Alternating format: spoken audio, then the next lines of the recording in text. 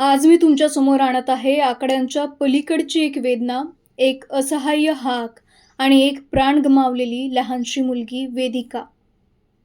22 April 2025 Yavatmal जिल्ह्यातील एक टोकाचं गाव. 12 वर्षांची वेदिका हातात रिकामा हंडा घेऊन विहिरीकडे जाते, जिथे पाण्याचा एक थेंब सुद्धा हिऱ्यासारखा मौल्यवान आहे. ती त्या विहिरीत उतरते, घसरते आणि तिथंच तिचं लहानसं आयुष्य संपतं. पाणी आणताना जीव गमावणारी वेदिका आज हर घर जल योजनेवर सडेतोड प्रश्न विचारते.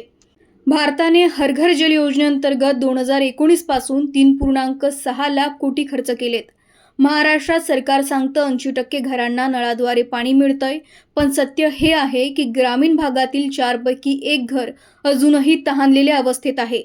यवतमाळ जिल्ह्यातील 75% गावे अजूनही उन्हाळ्यात टँकरवर अवलंबून आहेत. राज्यात 5,000 गावं आजही दुष्काळग्रस्त म्हणून जाहीर केलेली आहेत. सरकारने आकडे मांडले, योजनांचे पोस्टर चिकटवले, घोषणा दिल्या, पण वेदिकाच्या घरापर्यंत नळातलं पाणी नाही, फक्त आईच्या डोळ्यातलं पाणी पोचलं. सरकार, तुम्हाला विचारायचंय, कोट्यवधी रुपयांचा निधी कुठं गेला? हर घर जल योजनेचं पाणी वेदिकाच्या हंड्यात का पोचलं नाही? एका 12 वर्षांच्या मुलीला पाणी आणताना जीव गमवावा लागतो, ही कोणती विकासगाथा आहे? वेदिका एकटी नाही. पालघर जिल्ह्यातील उर्मिला 8 महिन्यांची गर्भवती दररोज 4 वेळा 2 किलोमीटर चालून पाणी आणते. सोलापूर जिल्ह्यातील रुपाली, ज्यांच्या घरी आठवड्यातून फक्त 45 मिनिटं नळाला पाणी येतं, त्या शेजारच्या बोरवेलसाठी दर महिन्याला 800 रुपये मोजतात.